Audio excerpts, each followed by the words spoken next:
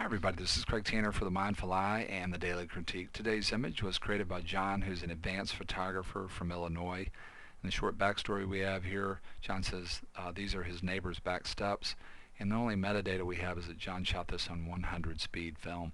Let's get right into it. One of the things that I like right away about this image is that it's a partial abstraction of the subject. When we go from the literal to the abstract, we start to pay more attention or to show to the viewer more of the intrinsic properties of something. And to me, John is really talking to us about the potential shapes that are contained within the idea of his neighbor's back steps leading down to what may be a patio here. So as a possible takeaway from the video today, we could talk about several things that John is working with here to abstract that you might work with in your own photography.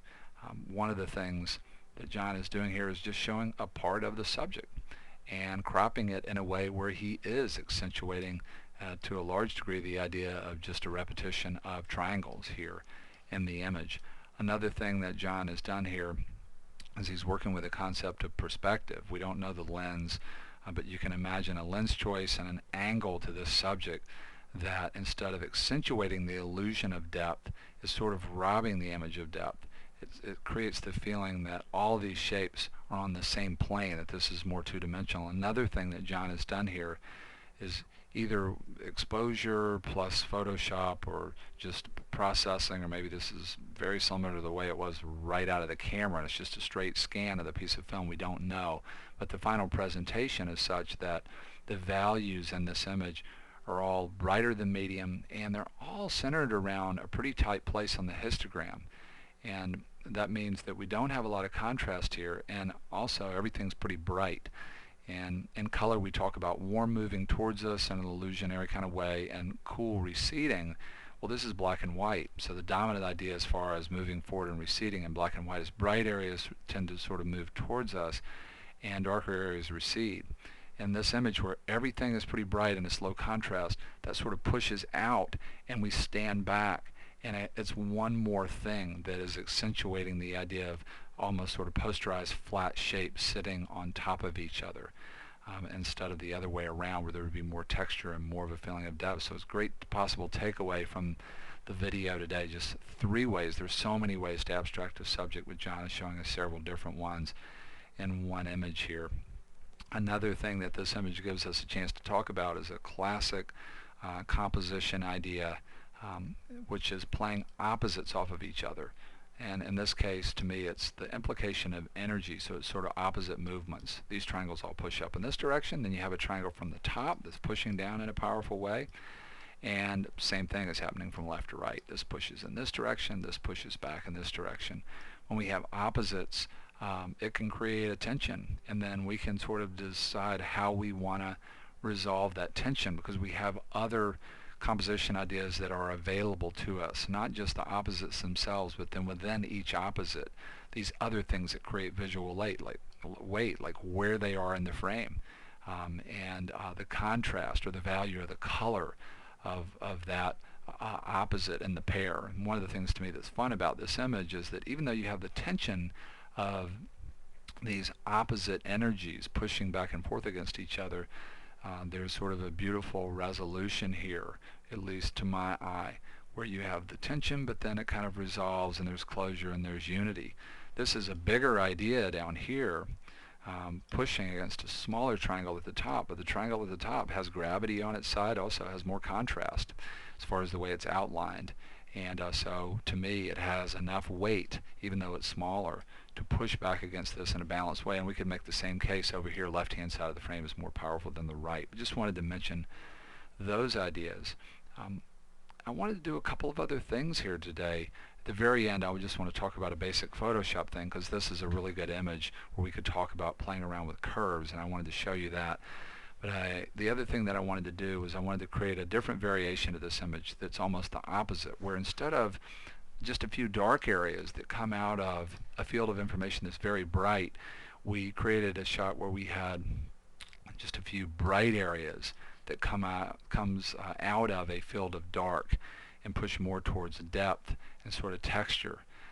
And it's not about either one of these representations being right or wrong. In the most basic sense, there's a great takeaway from the video today where you can sort of ask yourself in a black and white picture, Do I want the viewer to stand back more and look at this, or would I like for them to be physically, from a design standpoint, feeling like they can move into the image on the z-axis? Then within the context of creating more depth, I'm going to do something that has the potential to add a little bit more emotional depth.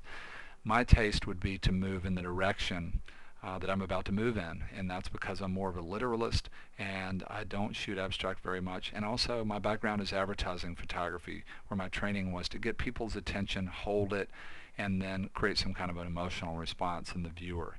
So here's a variation where we might push more towards something like that. Let's copy the background for workflow. Because of what I'm going to do at the end here, I came in and I wanted to get rid of these little pock marks and contrast and stuff, and I got rid of some of those. I could have gotten rid of even more, but here's the layer where I did that to simplify. I darkened overall using curves, and now we're down to having a shot where most of the pixels are darker than medium. You can see how the histogram changes here. Most of the pixels are darker than medium, and there's some bright areas now that come out of that. So very, very different in terms of the way that you feel about this and the way you experience the image. And then I pop the contrast even more a couple of times here using levels. And then I wanted to create another layer of story that might draw the viewer even further into the image. My thinking was, if I created some bright areas up here in this dark, very dark area, that would pull the viewer in here. And when I look in here, I see that now that I'm darkening this down quite a bit, there's scratches on this construction material, and some of these shapes are archetypal. They're really interesting ideas. It almost started to make me think about chalk on a chalkboard, and looking for ways to push the idea of archetypes. It's just one of the ways that I'll try to draw the viewer further and further into the image from a physical design standpoint and also an emotional standpoint. And so here's where I came in, and using levels, just pop those scratches that were already there. Here's where we started. So much more of an abstract image about shape, and here's this variation. And this is the thing that I wanted to show you in a basic sense at the very end here. You know, John's original capture, if we throw away my adjustment here, like I said, it leaves us with this really simple image from a dynamic range standpoint. And these types of images can be very good for you to come into your curves dialog box and play with the curve to learn more about this. You know, lots of people know pulling down here will make darker, pushing up will make brighter, and flattening the curve will lower contrast, and steepening the curve, easy for me to flatten it. Here we go, finally I'm flattening the curve. Flattening the curve will lower contrast, and steepening the curve will increase contrast. When we have a real simple image like this, you can learn a lot if you don't know much about curves by just coming in and doing a whole variety of things, making it darker by pulling on different places in the curve, seeing all the different, and setting 2 points and making it steeper in different places.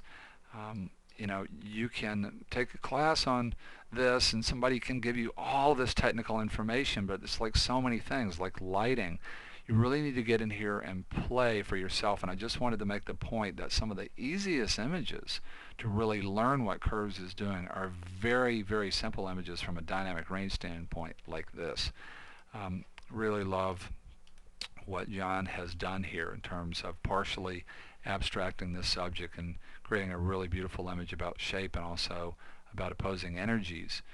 Tension, and then sort of being resolved by balance. I want to say a big thank you to John. I want to say a big thank you to you for being here. I hope to see you again on another episode of the Daily Critique.